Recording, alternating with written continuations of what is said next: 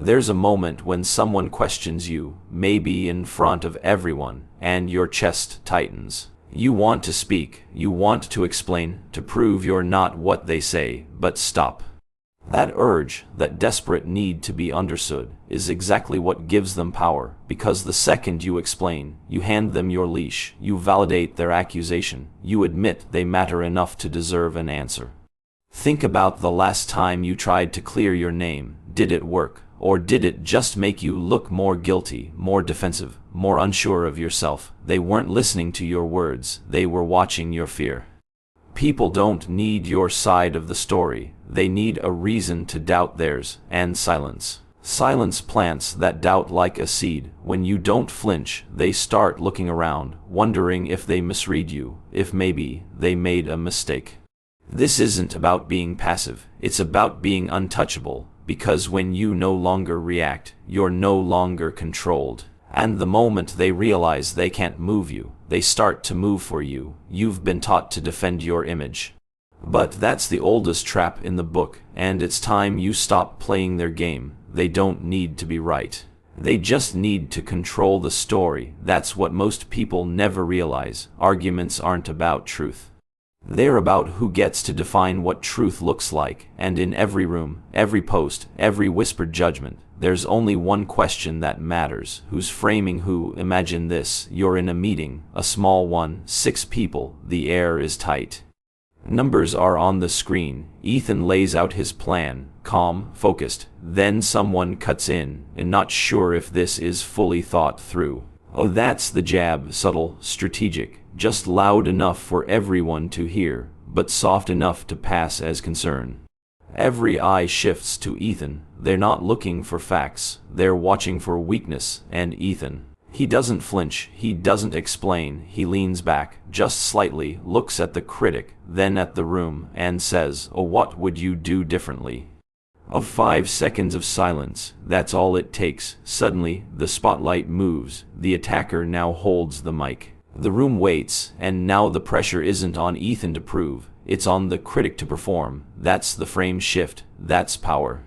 Because here's what you need to understand. The one who reacts is always inside someone else's story. But the one who redirects, he owns the pen, he becomes the author of the moment, and authors don't explain, they shape perception. Most people, when criticized, try to correct the record, but that's playing defense on a battlefield you didn't build. And no matter how good your argument is, it's still played under their lights, their tone, their framing, their control. You want to win, you don't push back, you pivot, you don't say, "No, that's not fair." You say, "Interesting take." You don't ask to be understood, you ask, "What made you think that?" And not to validate them, but to make them speak while you listen in stillness, because when they speak long enough, they expose themselves, their bias, their insecurities, their need to dominate the room. But when you're the one listening without reaction, you become the one who owns the moment, and they become the noise. This isn't about outsmarting people, it's about removing the need to defend your space. It's about shifting the gravity in the room without raising your voice, because the strongest person doesn't push harder. They change the direction of the current. Let them cast the line, let them bait, but when you don't bite, when you just stand there, centered, the crowd starts asking the only question that matters. Why is he so calm? Oh, that's not silence, that's dominance, hidden in stillness, and what happens next is the beginning of their unraveling. Some people walk into a room and speak before they sit, others just enter, and yet, it's the silent ones who make the room shift. Not because they're loud, but because they don't need to be. Ava is one of those people. She doesn't raise her voice, she doesn't rush to fill silence. She knows the game isn't about volume. It's about presence, and the power of not needing to prove anything. In one boardroom, Ava was called out directly, "You're distant, cold." It makes people uncomfortable. The words were sharp, crafted to sting. The whole table turned to her, waiting for a response. She just poured her tea, calm, no flinch, no blink. Just the sound of porcelain and steam. That was her answer. And in that silence, something strange happened. The person who made the accusation started shifting in their seat. They cleared their throat, added a nervous chuckle. I mean, just giving feedback, you know, but it was too late. The room had already decided who held the power. Here's the truth no one tells you. Most people equate silence with uncertainty, but real silence, the kind that stands firm, unbothered, still, doesn't whisper weakness, it screams authority. Why? Because humans hate uncertainty, and when you say nothing, they start inventing answers. They imagine you're calculating, that you know something they don't, that you're so composed, nothing can touch you. Their mind fills in the blanks. And those blanks are always more powerful than any excuse you could have offered. It's a trick the best leaders use. The longer they hold eye contact without defending themselves, the more others start doubting their own reactions. Because silence, when paired with confidence, feels like a weapon. Not everyone can wield it, but when you do, you change the rules. This isn't just about not speaking, it's about what your stillness communicates. Are you quiet because you're scared? Or are you quiet because you've already won? A man who speaks immediately is often reacting. But a man who waits, who watches, who listens, who pauses, becomes impossible to read, and unreadable people are dangerous. You want to command a room. Don't try to dominate it with noise, dominate it with your stillness. Let your gaze speak. Let your lack of response force others to fill the space, and in that space, they reveal more about themselves than they ever intended.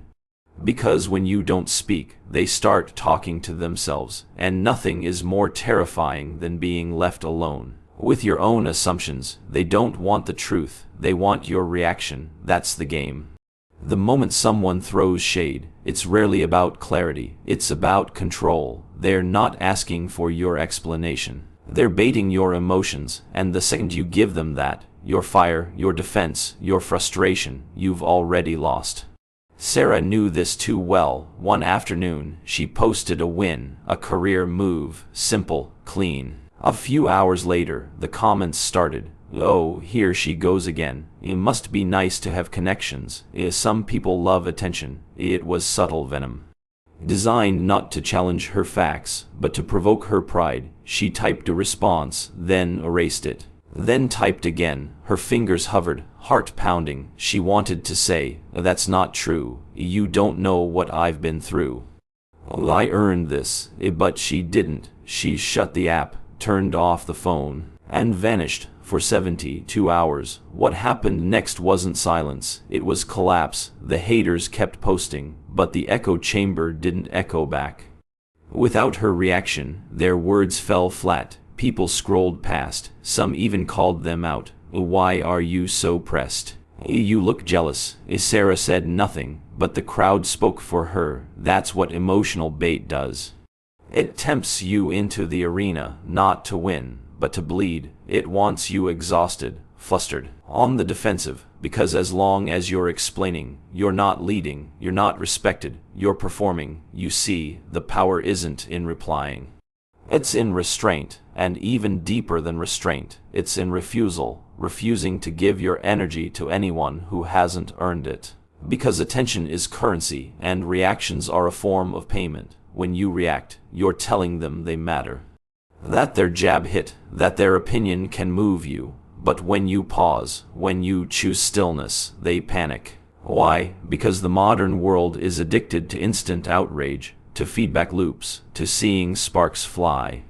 When you don't give that spark, you break the loop, and that silence, that invisible withdrawal, it feels like abandonment, like being ignored by someone who's above the noise. And nothing stings more than being dismissed by someone you tried so hard to provoke. That's how you win. Not with louder words, but with less, not by shouting over them, but by outlasting them. Because emotional bait only works when it finds a mouth to bite. Let them talk, let them twist, let them wait, while you stay quiet, composed, unbothered. You don't need to clear the air, you are the air they're trying to breathe. And when you withhold that, they suffocate themselves. They want you to react. They want your face to change, your voice to rise, your words to tumble over themselves. That's the moment they win. But what if you didn't give them anything? What if you handed them a mirror instead? Logan was called manipulative. The word dropped heavy in the middle of a casual dinner.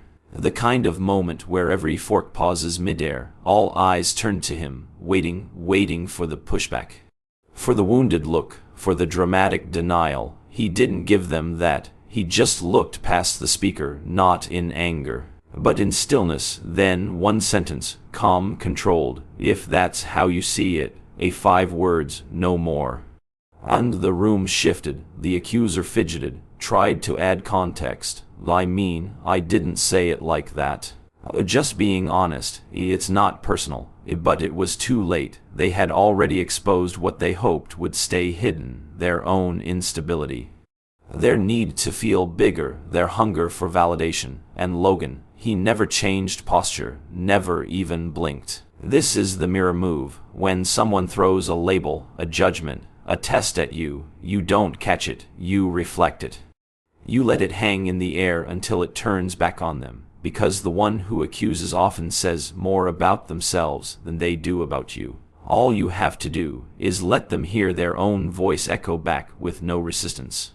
That silence becomes a spotlight, and under that light, people show their cracks. It's not about defending your name. It's about forcing others to question theirs, not with aggression, but with calm, not with resistance, but with reflection. Most people assume the power is in the response, but real dominance happens when the attacker becomes unsure, when their own words become foreign to them, when they start asking, did I go too far? Did I just make myself look bad? Why didn't he respond? Because the longer you stay still, the more they unravel. Not because you beat them, but because you made them look at themselves, and they weren't ready for what they saw. You don't need to fight them. Just hold the mirror and let their reflection do the work. Some people walk into a room and immediately try to fill it, with words, with gestures, with presence that screams, look at me. Others just enter. And somehow, the silence around them says everything. Ava had that kind of aura. It wasn't loud. It wasn't warm. It was something colder, cleaner, a force you couldn't name, but couldn't ignore. She didn't need to raise her voice in meetings. She didn't rush to be first. She didn't even need to finish her sentences, because the energy around her did all the talking. Once, in a tense boardroom, someone challenged her plan, a slow, sharp jab.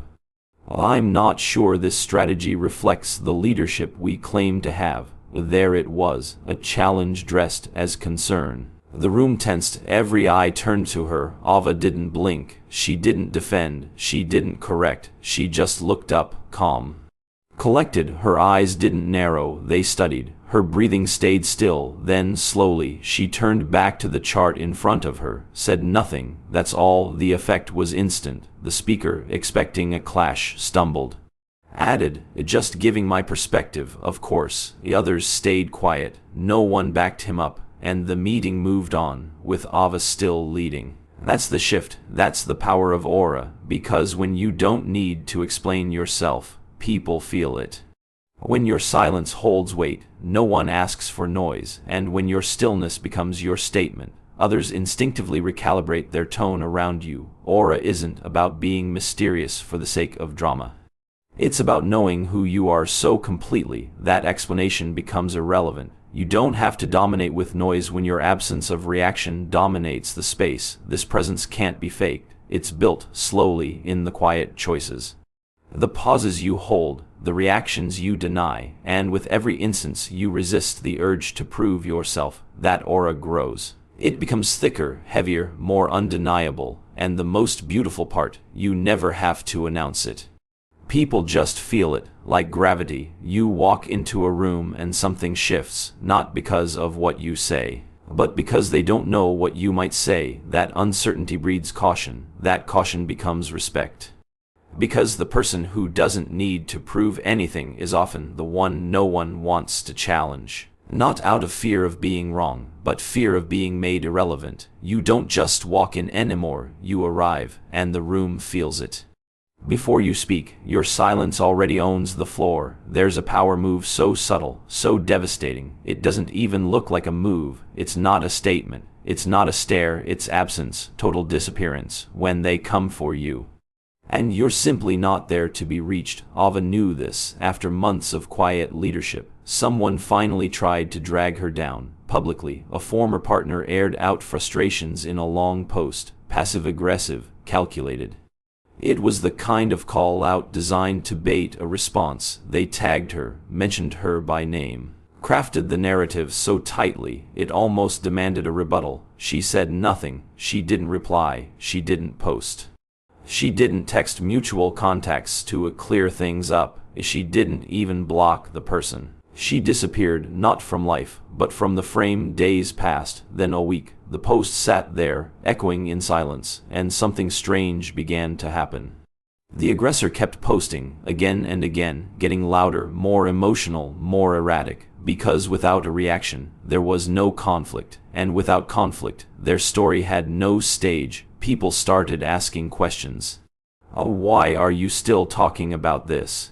She hasn't even responded. You sure this isn't personal? The crowd's attention didn't shift toward Ava. It shifted inward, toward the attacker. That's the hidden cost of obsession. When someone attacks and gets no energy back, they turn that energy inward, and most people aren't ready for what they find. They spiral, not because you hurt them, but because you didn't need to. You weren't trying to win. You vanished.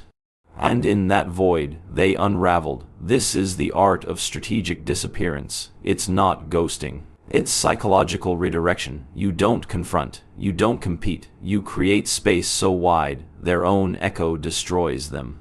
People are addicted to response. Even in war, the enemy wants to know you're on the field. When you vanish, it's worse than defeat. It's irrelevance, and you never have to defend yourself again, because they've already shown the world who they are. In your absence, that's the lesson. Sometimes the most powerful thing you can do is nothing at all. Not silence, not stillness, just be gone. Let them speak into the empty air. Let them punch shadows. Let them perform their downfall.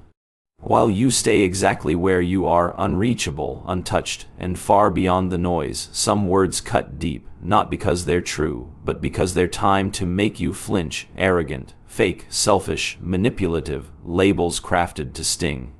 To corner you, to provoke the one thing they need most, your defense. But there's a sharper move. Instead of denying the label, reframe it. Turn it on them, not with aggression, with elegance, with precision. A man calls you arrogant, you smile.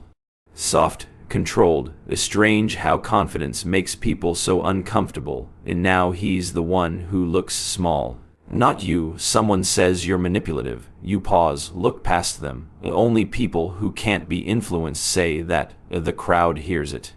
And now their accusation sounds like an admission of insecurity. They call you fake. You don't blink. That's what people say when you stop giving them what they want. You didn't defend, you diagnosed. You didn't flinch, you flipped it. Because here's the truth. When someone hurls an insult, they're showing their emotional hand. And if you take that emotion and turn it gently back toward them, you make them carry the very energy they tried to give you. It's not about attack. It's about inversion, a kind of emotional judo. Their momentum becomes their downfall, and you stay grounded. Untouched. Most people hear an insult and feel the need to counter it, to clear the air, but you're not clearing the air. You're darkening theirs. You let their own insecurity do the speaking. Every word they throw becomes a thread in their unraveling. And the more calmly you reply, the more chaotic they appear, because the more you underreact, the more they overexpose. You're not explaining anymore, you're rewiring perception. You're showing the room, not just what was said, but why it was said. And once people see that, the attack dies in their hands. This is beyond defense. This is narrative control. Not through volume, but through clarity. Not by proving you're clean, but by showing their fingers are dirty. It's not revenge, it's art, the quiet, ruthless kind, and it ends with one person calm, and the other drowning in their own reflection. Most people fight to be understood, to explain, to clarify, to prove they were never what others said. But that's the trap. The moment you try to prove yourself, you place your value in someone else's hands. True power isn't about being liked. It's about being untouchable. When you no longer rush to explain, something shifts. People stop seeing you as someone on trial. They start seeing you as someone beyond reach. You're not defending, you're defining. And definition doesn't require approval, it requires conviction. Jude learned this the hard way early in his career. He chased every whisper, every slight, correcting rumors, responding to criticism, always talking, always explaining.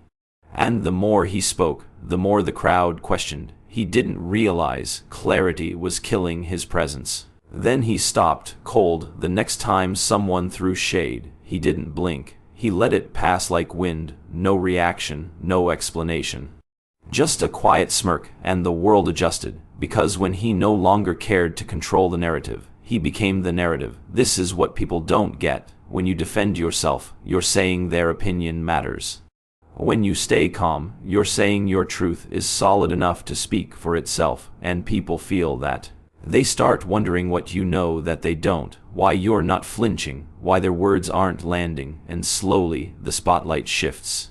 Not onto what was said, but onto the one who said it. You never had to argue, you never had to explain, you let silence wrap around your presence like armor. And here's the paradox: the less you justify yourself, the more others feel the urge to justify you. They speak on your behalf, they defend you without being asked. Why? Because stillness invites protection, desperation never does. You become the man who doesn't plead his case, the woman who doesn't bend under pressure. And people respect that, because they wish they could do the same. So stop defending, start building a reputation that doesn't rely on innocence, but on aura. On clarity, on command. Let your posture do the talking, let your restraint write the rules. Because the person who never reacts owns every room they walk into, not because they fought for power, but because they never gave it away. It doesn't happen all at once. Power, real power, isn't built in outbursts, it's forged in silence. In small moments where you choose not to defend, not to explain, not to reach for understanding, but to stand in your own clarity. That's where it begins, the shift. When someone throws an insult and you pause. When someone distorts your name and you don't chase the correction. When someone tries to provoke you and your stillness becomes the loudest thing in the room. Because here's the truth: every reaction is a transaction. And when you stop paying people with your energy, you become expensive. You become rare. And in a world addicted to attention, the rare are revered. People won't always admit it.